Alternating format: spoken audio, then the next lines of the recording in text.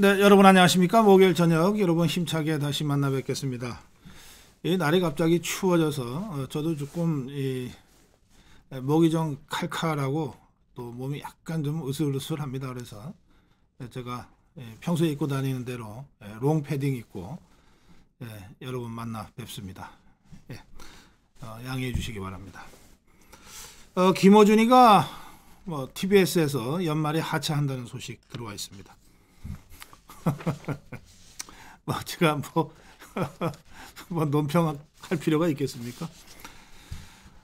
중국인들에게 지금 지방자치 선거에 투표권이 주어지고 있습니다. 대선과 국회의원 총선에서는 배제되어 있지만 지방자치 선거에서는 우리나라에 3년 이상 거주하고 있는 외국인들에게 투표권을 주고 있는데 작년 그러니까 올해 6월 1일 지방선거 경우를 보면 12만여 명의 외국인 중에 사실은 10만 명이 중국인으로 선관위가 발표한 바가 있습니다. 결국은 중국인들한테 중국 국적의 중국인들입니다.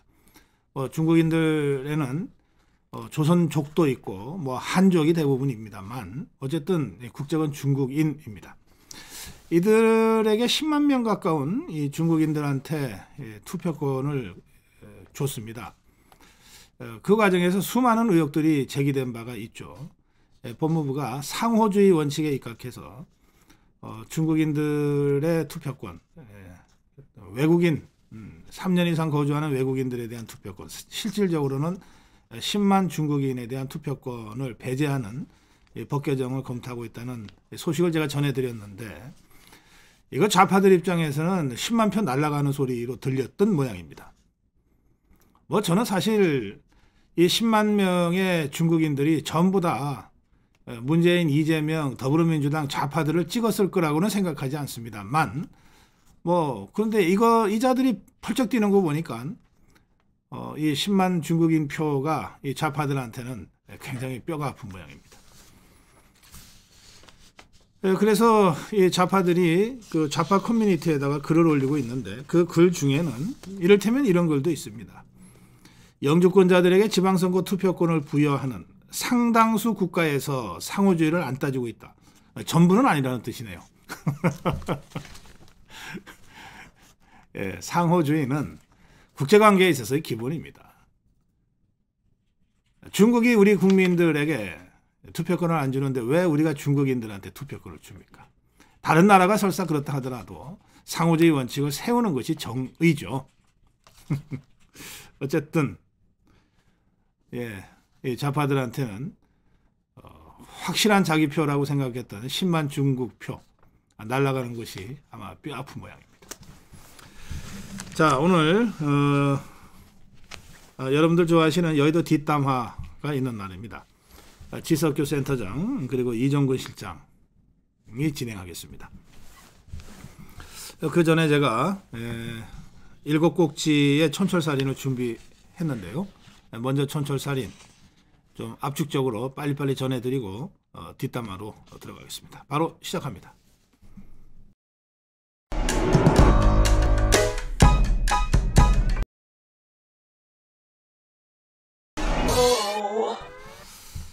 네, 의사진행 발언이 뭔지도 모르나 오늘 행안위에서 여야 간에 또 벌어지지 않아도 될 충돌이 벌어졌는데요. 이거 무식한 좌파 때문에 벌어진 일입니다. 행안위 전체 회의가 있었는데 오늘 이상민 장관이 행안위 소관 법안에 대한 설명을 하기 위해서 회의에 참석했습니다. 지금 더불어민주당은 이상민 행안부 장관 해임 건의안을 어제 국회에 제출해 놓은 상태입니다. 입맛이 떨떠름했겠죠. 그래서 더불어민주당 좌파 쪽에 김교흥이라는 자가 이게 간사를 하고 있는데 이 자가 의사진행 발언을 얻었어요. 의사진행 발언. 자, 여러분, 의사진행 발언. 이게 저는 국민학교 다닐 때 HR 시간이라고 하는 것이 있었는데 일주일에 한 번이요. 회의 진행을 어떻게 하는지를 국민학교 때부터 가르치는 겁니다. 이때 배운 겁니다. 국민학교 때 배운 게 의사진행 발언입니다. 의사진행 발언은 뭐냐? 회의 진행과 관련된 의견을 개진하는 겁니다. 회의 진행과 관련된. 그러니까 누구한테 의사진행 발언을 하는가 하면 회의 진행자한테 하는 겁니다. 이를테면 제가 반장을 할 때는 학우 중에 누군가가 저의 회의 진행에 문제가 있다고 생각할 때 손을 들고 의사진행 발언이 있습니다. 그러면 우선적으로 발언을 주거든요. 그러면 그 학생은 회의 진행자 반장인 저한테 이러이러하니까 이러이러하게 해달라고 이 일을 제기하게 되는 겁니다. 이게 의사진행 발언이에요. 그러니까 국회 상임위에서 회의를 진행하는 사람은 상임위원장입니다. 그러니까 누군가 상임위 위원, 국회의원 중에 누군가가 의사진행 발언을 하려면 위원장한테 하는 겁니다. 위원장 왜 회의를 이렇게 진행합니까? 또는 위원장 지금 증인이 출석 안 했는데 이렇게 회의를 강행해도 됩니까? 이런 차원의 의사진행 발언입니다. 근데 이 김교흥이라는 자가 의사진행 발언을 얻었어요. 그러면은 위원장한테 발언을 해야 될 거 아니에요. 위원장은 국민의힘의 이채익 위원장입니다. 근데 이 자가 의사진행 발언을 얻어놓고 의사진행 발언을 한다 그러니까 우선적으로 발언권을 줬겠죠. 이채익 위원장이. 발언권을 얻어놓고 이 김교흥이라는 자가 장관님 그러면서 이상민 장관한테 얘기를 한 겁니다. 이상민 장관한테 장관님 지금 상황이 굉장히 엄중합니다 이랬어요. 그러니까 이채익 위원장이 아니 의사진행 발언을 얻지 않았냐. 그 의사진행 발언은 나한테 해야지. 왜 이상민 장관한테 하냐. 그러고서 발언을 제지했습니다. 이채익 위원장이 회의를 제대로 진행한 거죠.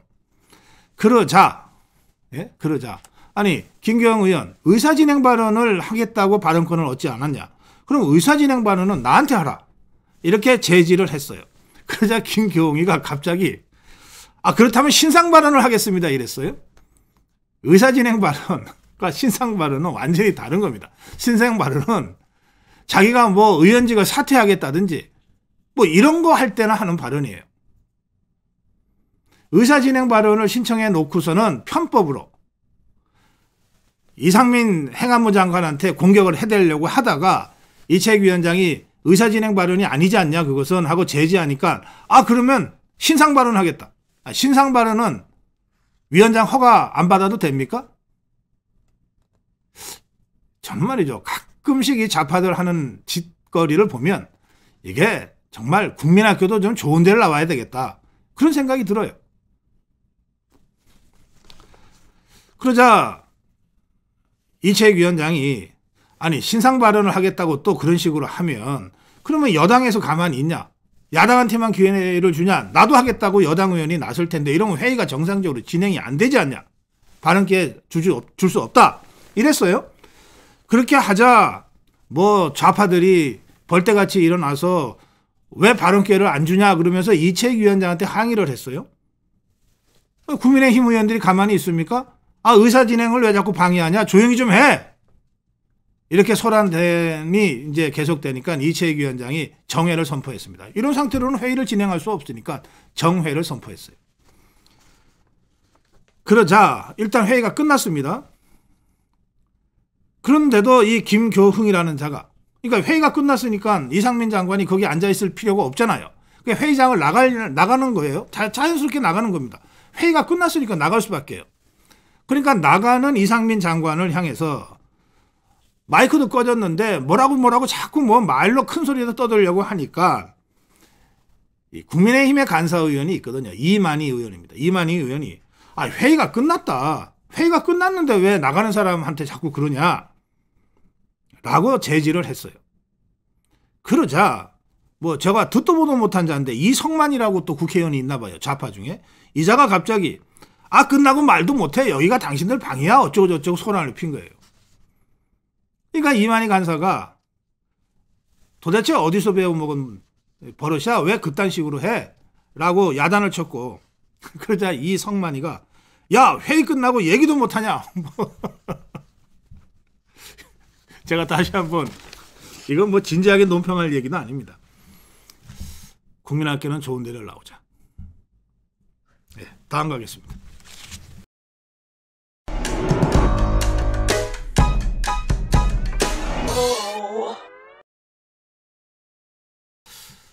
이거 좀 심각합니다. 문재인의 2차 가해. 파렴치함을 넘어서 사악하다. 지금 그 문재인이 밑에서 안보실장 하던 서훈이에 대해서 검찰이 서해 공무원 이대준 씨의 피살, 학살 시신 훼손 사건과 관련해서 이 서훈이를 지금 구속이 필요하다고 영장 청구를 했습니다. 내일 아마 적부심 심사가 있을 건데 구속될 가능성이 매우 높습니다. 왜냐하면 이 서훈이한테 적용된 이 범죄 혐의가 자료 삭제 짓이었거든요. 그러니 증거인멸의 우려가 많이 있는 겁니다. 그런 상태에서 이제 서훈이가 구속되면 그 다음 순서는 문재인이 아닙니까? 서훈이 위에는 아무도 없어요. 문재인이 말고는. 그러자 문재인이가 먼저 집단에는 선빵을 날린다고 아마 그런 것 같아요. 갑자기 윤건영이한테 전화로 오라라라라 뭐 해가지고 윤건영이가 그걸 대신 기자회견을 했습니다. 근데 그 내용이 정말 가당치 않습니다. 파렴치하다 못해 사악하기까지 한 내용입니다. 한번 보시겠습니다. 윤건영이가 문재인의 전화를 받아서 기자회견을 한 내용이 이렇습니다. 그러니까 문재인의 말이라고 여러분들이 보시면 됩니다.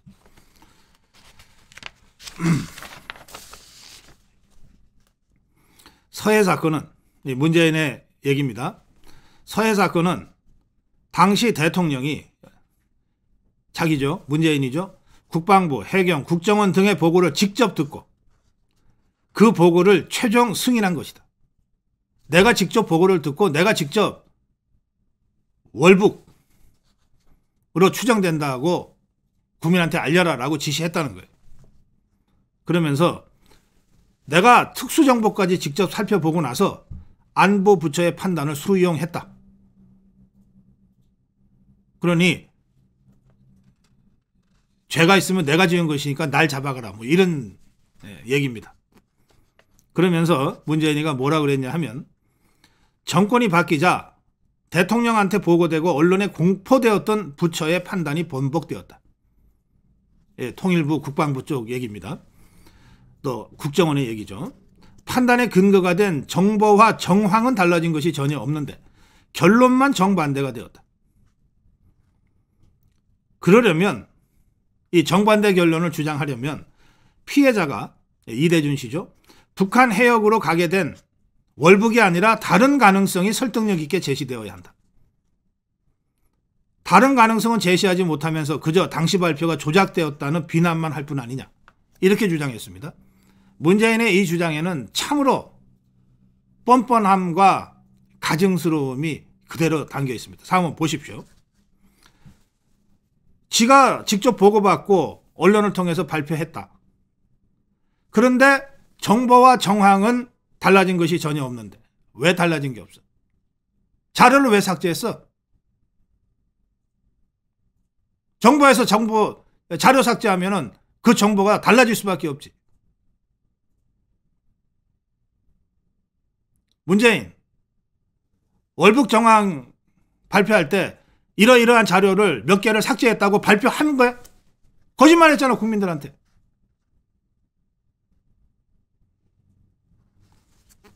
결론만 정반대가 되었다. 어느 쪽 결론이 맞는지를 수사를 통해서 살펴야지. 진짜로 이대준 씨가 문재인 네가 발표한 대로 월북하려고 하다가 죽었는지 아니면 실족이나 또 다른 이유로 표류하다가 북한군에 의해서 학살되고 시신이 훼손됐는지 사실관계를 밝히겠다고 하는 것이 지금 수사 아니냐 말이야.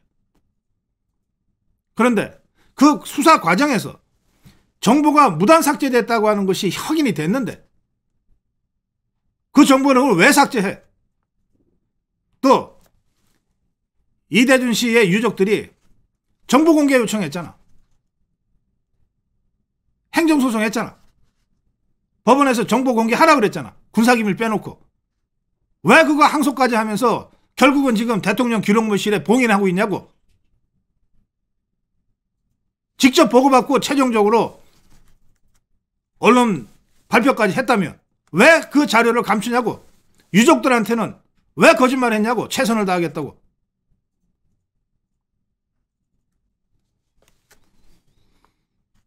또 피해자가 북한 해역으로 가게 된 다른 가능성이 설득력 있게 제시돼야 한다. 도둑질 안 한 사람을 도둑질 했다고 덮어 씌운 다음에 도둑질 안 한 증거를 대라고 지금 피해자한테 오히려 압박하는 거 아니야. 이거야말로 심각한 2차 가해지. 문재인의 이 말은 이대준 씨가 월북하려고 했다는 것을 단정적으로 전제하고, 그게 아니라면 다른 증거를 대라고 지금 얘기하는 거냐. 죽은 사람한테. 이대준 씨 사자의 명예를 심각하게 훼손하고 있을 뿐만 아니라 유족들에 대해서 2차, 3차 가해를 하고 있는 것 아니냐고. 뭐 이런 자가 있어.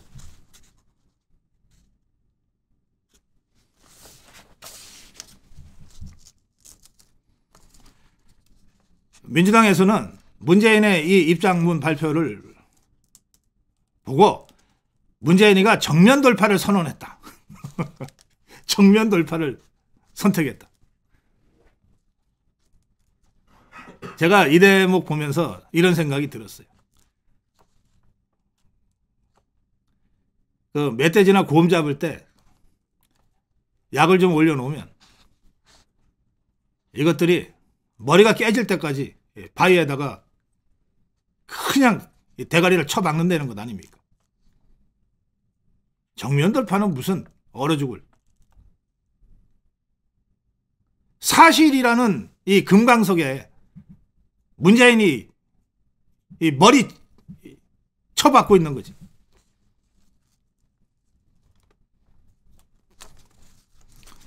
국민의힘의 논평이 있습니다.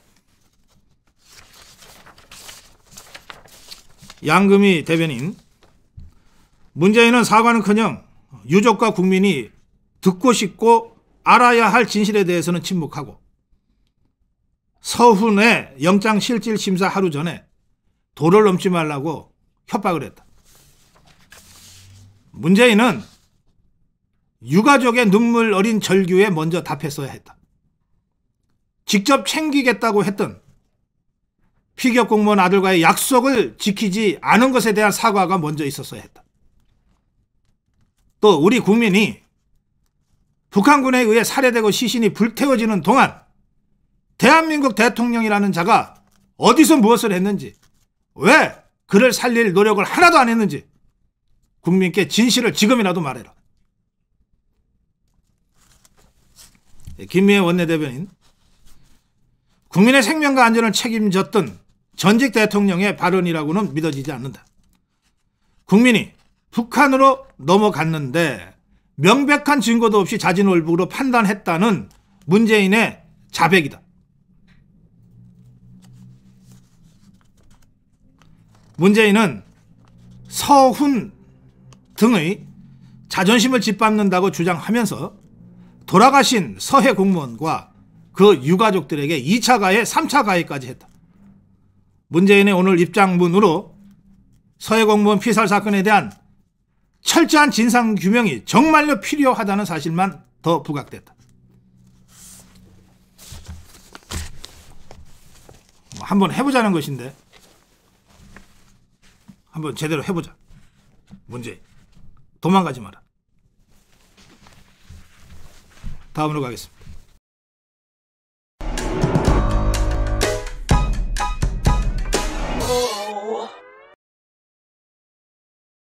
김경수 특사 절대 안 된다.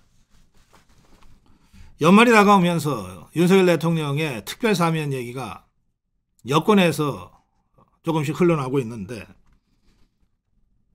그러면서 동시에 나오는 얘기가 이명박 대통령에 대한 특사. 지금 이명박 대통령은 가석방된 상태고 사면복권이 되지 않았습니다. 그다음에 김경수, 아직 감옥에 있는 김경수가 특사에 포함될 확률이 높다는 얘기가 흘러나오고 있습니다. 그럴 리는 없지만 혹시나 싶어서 제가 미리 못 박아 두겠습니다. 김경수의 특사는 물론 가석방도 절대 안 된다. 왜? 이 자는 국기문란 범죄를 저지른 자이기 때문에 그렇다. 국기문란 범죄. 드루킹들과 손잡고 수십만 건에 달하는 댓글 조작을 해서 대통령 선거를 왜곡해서 문재인이가 대통령에 당선되게 만든 1등 공신이 바로 김경수고 그 최대 수혜자가 문재인이다. 아직 드루킹 사건의 최종 수혜자인 문재인에 대한 수사도 하지 않았는데 김경수를 가석방을 해? 사면복권을 해? 말도 안 되는 소리다. 국기문란 사범에 대해서는 마지막 하루까지 꼭꼭 만기를 채워서 출소시켜야 한다. 드루킹이 그렇게 해서 만기 출소로 나오지 않았느냐. 김경수가 뭔데? 드루킹보다 더하면 더했지, 죄질이. 왜 이자는 드루킹보다 형량도 낮고 시도 때도 없이 사면 복권 얘기가 나오는가? 절대 안 된다.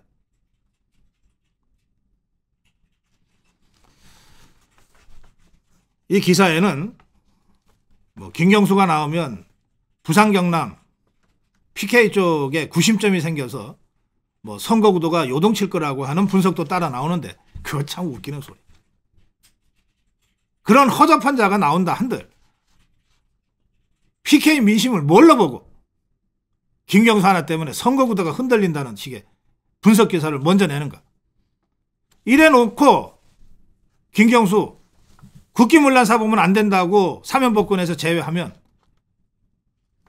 여당이 겁나서 못 풀어주는 것처럼 또 프레임 덮어 씌우려고 하는 의도 아니죠. 김경수가 아니라 김경수 하리비가 나와도 부산 경남 국민들이 응징할 것이고 심판할 것이다. 그는 조잡한 선거공학적 접근이 아니라 국기문란 사범이기 때문에, 그리고 종범에 해당되는 공범, 김경수가 지시하고 드루킹이 행동하지 않았네. 그럼 지시한 자가 우두머리지. 종범인 드루킹이 3년 6개월인가 하는 만기를 하루도 안 빼고 꼭꼭 채우고 나왔는데 왜 김경수는 형량도 줬고 그것조차 먼저 빼내달라고 하는 것인가? 국기문란 사범에 대해서는 일체의 은전을 베풀 수가 없다. 마지막 하루까지 꼭꼭 채우고 나오도록 해야 한다. 그래야 법이 살아있다는 것을 보여주는 것이다. 다음으로 가겠습니다.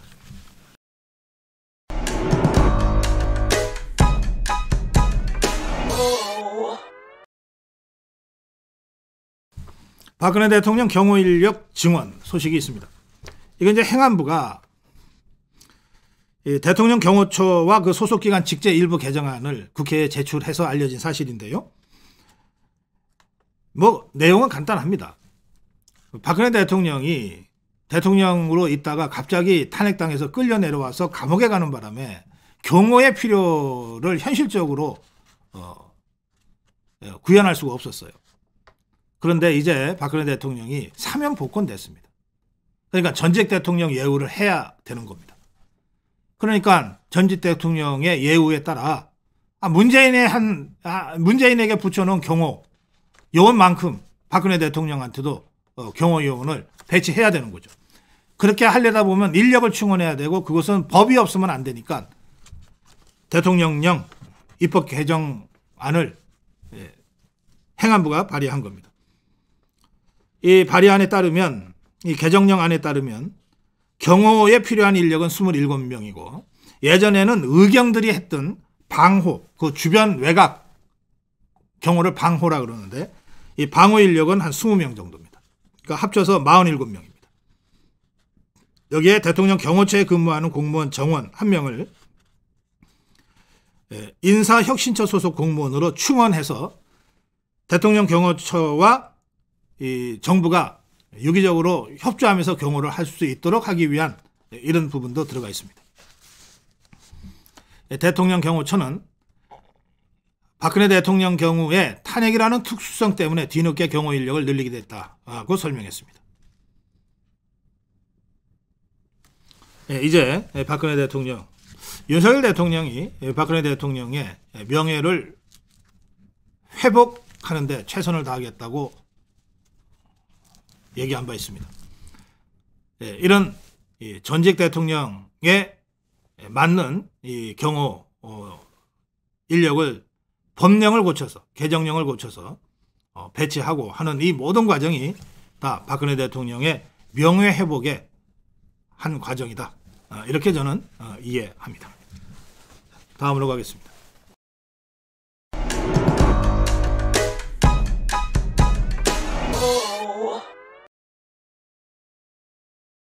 민주당 분당되나? 분당될 것 같은데요. 왜냐하면 이 이재명 패거리들이 지나치게 패권주의와 패도 정치를 달려가고 있거든요. 같은 좌파라도 어이가 없을 정도입니다. 그러니 이것들하고 끝까지 함께 해야 돼? 라고 하는 생각을 더불어민주당의 다수 의원들이 지금 할 수밖에 없는 상황이 됐습니다. 이미 설훈이 나 같으면 대표직 내놓고 혼자 당당하게 조사받고 다시 돌아오겠다 라고 하면서 이재명의 대표직 사퇴를 공개적으로 주장한 바가 있습니다. 오늘은 박영선이가 나섰습니다. 박영선이는 지금 장관은 아닙니다. 전 장관인데 고양이의 탈을 쓴 호랑이라고 빗댔어요. 이재명이가 전당대회 출마하면 분당 가능성이 있다. 지난 6월에 이미 그렇게 얘기한 바가 있는데 그거 지금도 그렇게 생각하냐 하는 진행자의 질문에 그거가 유사하게 돼서 굉장히 가슴이 아프다. 지금의 민주당 상황은 이재명이가 대표로 출마할 때부터 어느 정도 예상했던 것 아니냐. 이렇게 그 분당 가능성을 박영선이 다시 얘기하고 나섰습니다. 김민석이도 그 당시에 이대로 가다가는 당이 분열하거나 쪼개질 수 있다. 이 분당이 다시 거론되는 건 그만큼 이재명 사법 리스크가 더불어민주당 국회의원들 눈에도 현실화될 가능성이 많다고 보이기 때문입니다. 자, 이런 상태에서 그래도 끝까지 이재명을 보호하겠다고 나선 자가 있어요. 이재명 쫄개들 말고 송영길이가 그 프랑스로 무슨 저출산 문제 연구하러 떠난다 그러던데 이 자가 이 라디오 인터뷰에서 이렇게 주장했습니다. 검찰 소환이 있을 때 어떻게 해야 되냐. 질문 자체가 참 짜고 치는 질문들이에요. 검찰 소환이 있을 때 어떻게 해야 되냐. 당연히 나가지 말아야 한다. 아예 시나리오 쓰고 방송을 하지. 그러자 응하지 않으면 검찰이 국회로 체포동의안 보낼 텐데 그때는 어떻게 해야 되냐. 하자 당연히 부결시켜야 한다.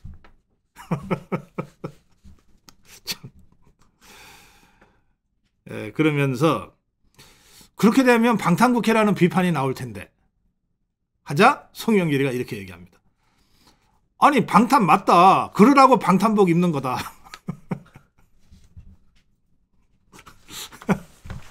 자, 송영길이의 햇소리에 일일이 논평을 할 필요는 없겠습니다만 제가 송영길이한테 한 가지 의문을 제기합니다. 송영길이가 인천 계양구 국회의원이었어요. 거기는 막대기만 꽂아놔도 더불어민주당이 된다는 지역입니다.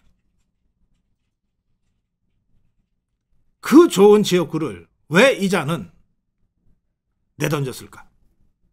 그것도 서울시장에 출마한다고 내던졌는데 당시 서울시장 선거는 누가 봐도 좌파들이 안 되는 선거였습니다. 그렇지 않습니까?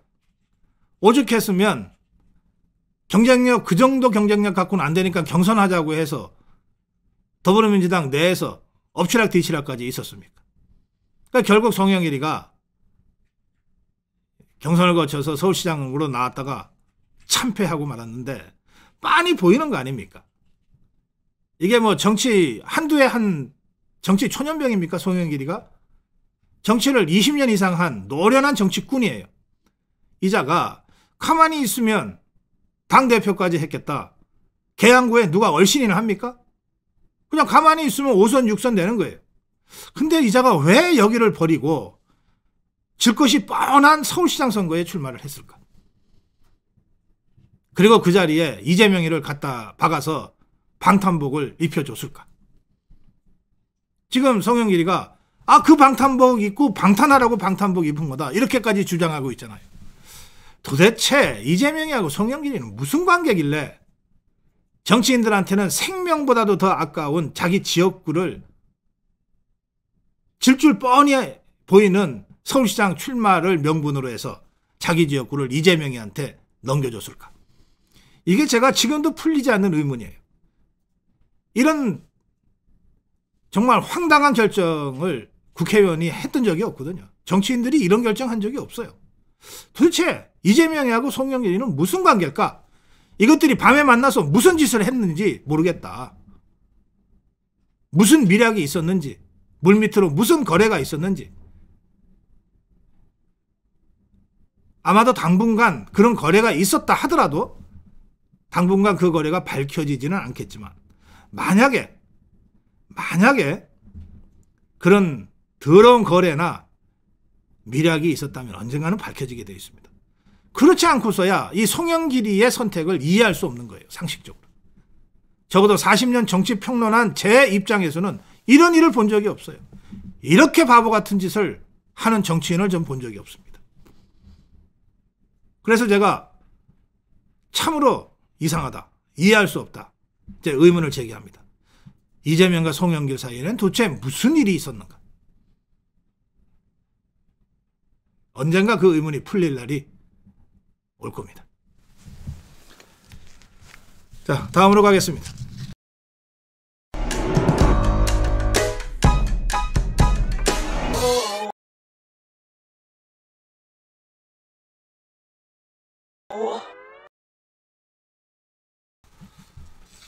화물연대 집단운송거부에 서민들이 운다.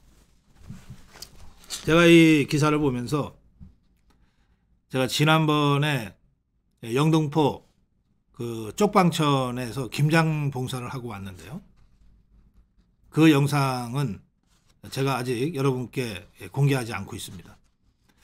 너무 가슴이 아프고 그래서요. 올해 안으로 제가 그 영상을 공개를 할 생각입니다만 그 영등포 쪽방천 이야기가 오늘 나와서 제 마음이 참 무겁기도 하고 좀 울컥했습니다. 한번 보겠습니다. 화물연대의 집단 운송 거부.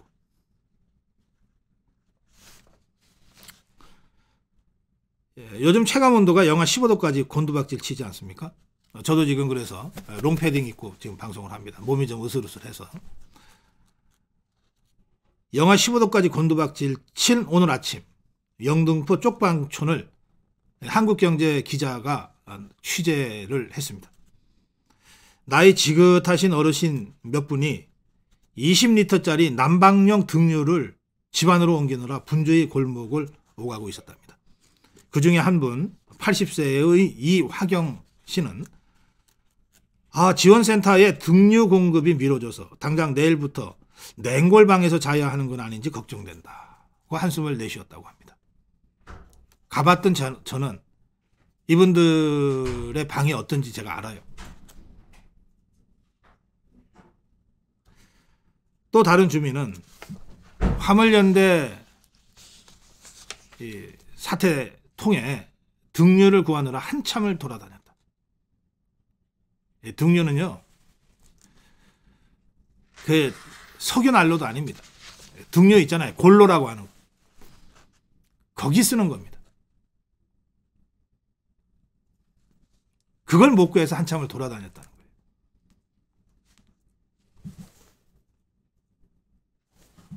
건설 일용직 노동자 피해도 극심해지고 있다고 합니다. 이날 새벽에, 오늘 새벽이죠. 남구로역 인근에 있는 인력시장에 한 300여 명이 모였는데 그 추운 아침에 영하 10도, 15도 아침에 300여 명이 모였는데 이분들은 대부분 다 일용 직급의 그 노동자들이에요.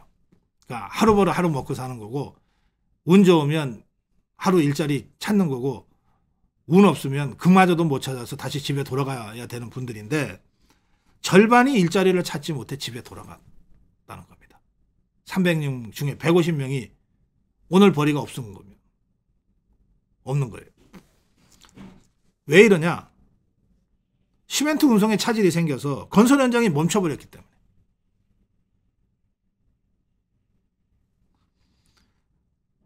그래서 그중에 몇몇은 운 좋게도 건설 현장에 가게 됐는데, 건설 현장으로 이분들을 데려가기 위한 봉고차들이 쭉 줄 서 있거든요. 그 봉고차를 먼저 타기 위해서 이분들 사이에 싸움도 벌어지고 막 그랬답니다. 아침에, 그 새벽에. 레미콘 타설이 안 되니까 현장 가동이 안 되는 거예요. 일자리가 없으니까 그 좁은 문을 뚫고 어떻게라도 일자리를 얻기 위해서 몸싸움까지 할 수밖에 없었다는 겁니다. 이 화물연대 차주들, 자신들의 집단 운송 거부 때문에 그야말로 하루 벌어 하루 먹고 사는 우리 사회의 가장 어려운 분들이 이렇게 고통받고 있다는 걸 알기는 할까요? 목공일을 하는 이동화 씨, 53세입니다. 원래 일하던 건설 현장이 멈춰섰다. 그래서 어쩔 수 없이 한 푼이라도 벌어보기 위해서 인력시장에 나왔다. 최근 몇 년 새 일자리 구하기가 제일 힘든 것 같다. 이 한국경제신문이 서울 주요 지역 인력사무소 40곳을 취재를 했습니다. 당분간 일자리 없습니다라고 하는 응답이 돌아온 곳이 무려 28곳, 70%입니다. 일거리가 있다고 답한 인력사무소도 경력만 뽑고 신입은 뽑지 않는다고 했어요. 서울 방배동의 주상복합 아파트 현장, 하루 60명 정도 쓰던 인력을 절반으로 줄였답니다. 할 일이 없으니까. 시멘트 타설이 안 돼서. 둔촌동 둔촌 주공아파트 공사 현장, 일용직 근로자 채용을 일시 중단했답니다.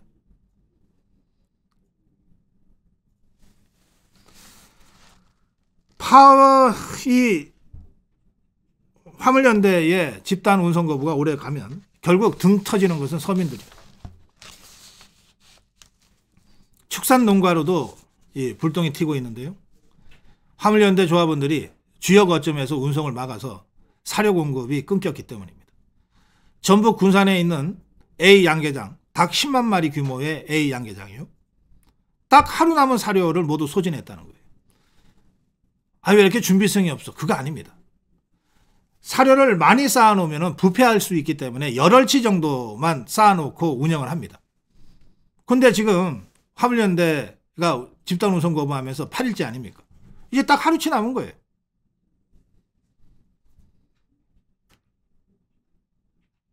농장주 이모 씨는 예전에 조류 인플루엔자가 유행할 때보다도 더 농장 운영이 힘들다. 왜 농장주들이 이렇게 피해를 봐야 하는지 정말 이해할 수 없다. 남양주, 경기도 남양주에서 목장 운영하는 이모 씨. 이분은 소를 키우는데 소 먹이용 풀 재고, 풀이 없어요. 이틀째밖에 남지 않았어요. 비상이 걸렸습니다. 사료 가격이 작년에 비해서 2배 이상 뛴 데다가 화물연대 사태로 웃돈까지 주고 소 먹이를 구하고 있지만 이마저도 여의치 않다. 자칫하면 소를 굶겨 죽일 판이다. 전국한우협회 김영원 국장은 시멘트 분야에 내려진 업무 개시 명령, 이걸 사료 운반 분야로 확대하는 방안이 시급하다. 또 택배 배달 기사들 있죠. 이분들도 휘발유 없으면 오토바이 운행을 못 하잖아요. 휘발유 지금 품절이라고 붙인 주유소가 20여 군데가 넘고 이제 곧 30, 40군데가 될 텐데 휘발유 대란에 대비해서 연료 확보에 나섰습니다. 휘발유를 사서 사무실 등에 가져다 두고 있다 그러는데 휘발유는 워낙 인화성이 높아서 사실은 통 같은 데다가 잘 주지 않습니다. 그러나 워낙 다급하니까 아마 단골 이 주유소 가서 통으로 받아서 지금 사무실에 두고 있는 모양인데 또 다른 안전사고가 걱정될 정도입니다. 자, 화물연대 집단 운송 거부, 또 이것과 연대해서 민노총의 총파업, 이 사태로 왜 서민들이 이렇게 고통받아야 됩니까?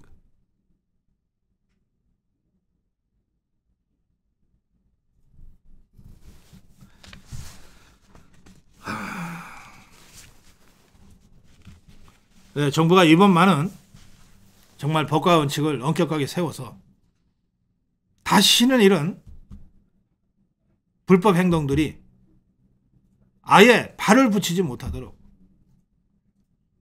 뿌리를 뽑아야 될 거라고 생각합니다. 다음으로 가겠습니다.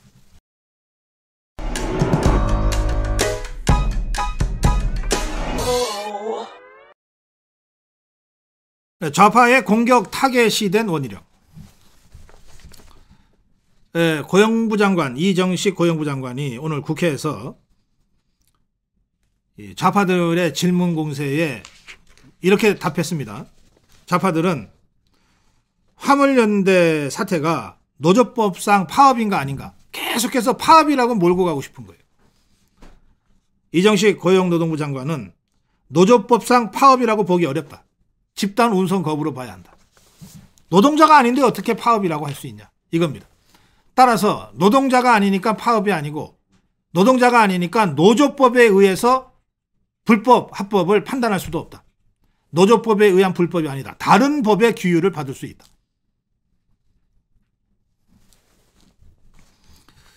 그리고 국무회의에서 긴급명령을 내릴 때 노동부 장관으로서 어떤 입장을 가졌는가에 대해서 긴급명령이 필요하다고 했다. 그러자 아니 노동계 출신인 이 장관이 노동자 편을 더 들어야 되는 것 아니냐. 참 이런 어떻게 이런 아메바 같은 논리를 그러자 이정식 장관이 합리적 기준과 원칙 하에서 조정이 돼야지 어느 한쪽 편드는 거가 정부의 할 일이 아니다. 자, 하여튼 지금 핵심은 이 화물연대의 집단운송 거부에 맞서고 있는 원희룡 장관입니다. 이 원희룡 장관에 대한 이 좌파들의 공격이 아주 거세게 집중적으로 제기되고 있습니다. 김의겸이는 국토교통부가 화물운송 기사들에게 복귀 독촉하는 문자를 대량으로 보냈다. 원희룡 장관은 직접 전화를 걸어 업무 복귀를 독촉했다. 장관이 국민에게 빚쟁이 독촉하듯 전화까지 했다. 이거 전화는요, 이 화물 이 업체 대표와 통화하고 있는 전화였습니다. 업체 대표, 화물차주들이 모여있는 업체의 대표하고 통화했던 겁니다. 그런데 이거를 마치 원희룡 장관이 화물 조합원들 개개인한테 전화한 것처럼 또 이렇게 거짓말하고 있어요.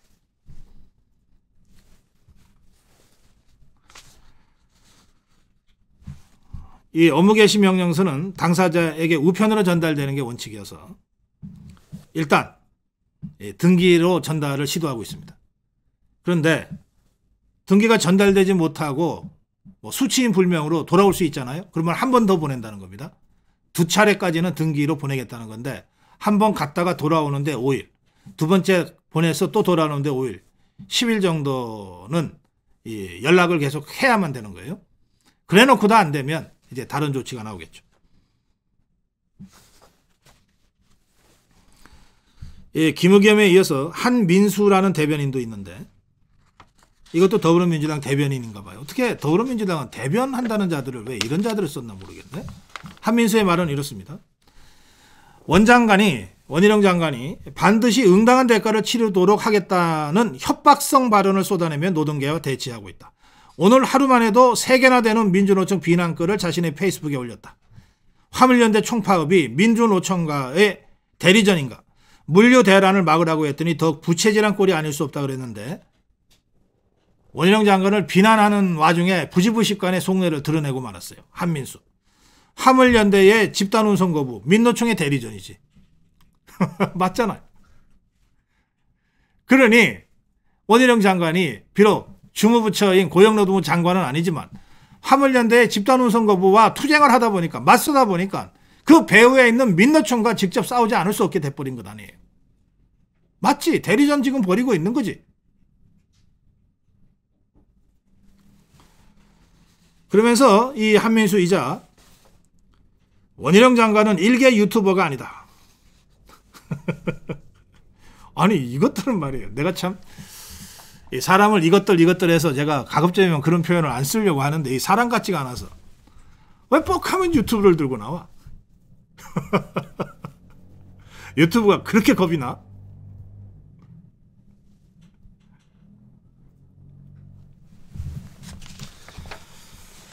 원희룡 장관은 협박과 여론전을 멈추고 화물연대와 대화에 나서야 한다. 대화 이미 할 만큼 했어. 수십 차례 했으면 됐지.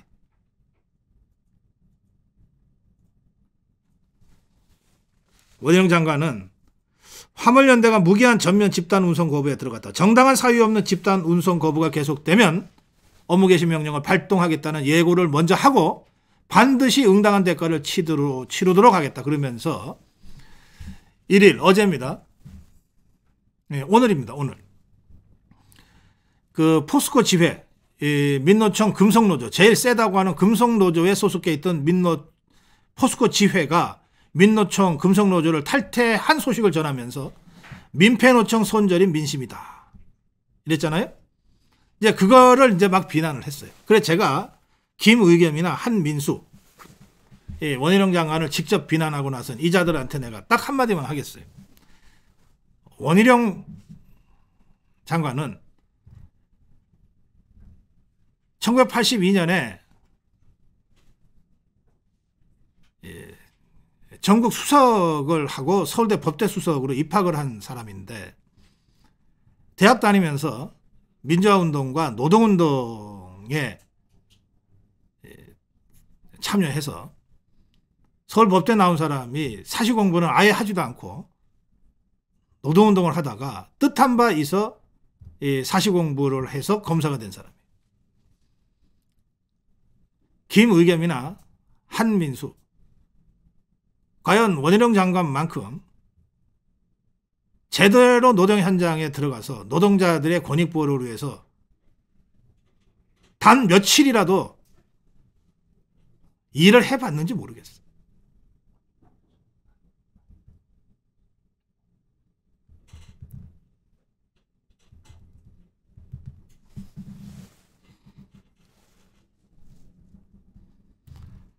노동운동을 했던 대표적인 386 세대인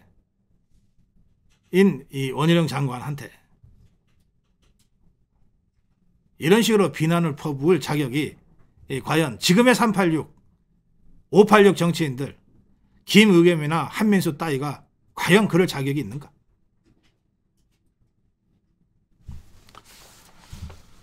매일경제는 사설에서 포스코 노조의 민주노총 탈퇴 그 의미를 이렇게 분석하고 있습니다. 원희룡 장관의 민폐노총 손절이 민심이라는 이 글이 일리 있다고 하면서 매경은 사설에서 이렇게 주장합니다. 포스코 노조의 탈퇴는 민주노총의 자업자득이다. 민주노총은 문재인 정권의 친노동 정책에 기대 5년간 새를 불리며 무소불위 권력을 휘둘러왔다. 겉으로는 노동자의 이익을 대변한다 하면서 실제로는 사익을 챙기고 정치 이념 투쟁에 몰두해왔다. 그러니 일반 노조원들이 불만을 품고 민주노총과 결별하려는 것이다. 민주노총이 노동자 권익보호라는 본분을 망각한 채 정치 이념 투쟁을 이어간다면 탈퇴 노민호는 가속화될 수밖에 없을 것이다. 지금 좌파들이 집중적으로 공격하고 있는 원희룡 장관의 페이스북의 글은 이렇습니다. 민폐노총 손절이 민심입니다. 이 글입니다. 포스코 노조의 민노총 탈퇴 직후 주가가 급등했는데 이것은 민노총에 대한 개미 투자자들의 평가를 그대로 반영하고 있습니다. 생산 현장을 지키는 다수 노동자의 진정한 뜻은 민폐노총이 되어버린 민노총의 전위대 역할을 거부하는 것입니다. 포스코 노조의 민노총 손절 축하하고 환영합니다.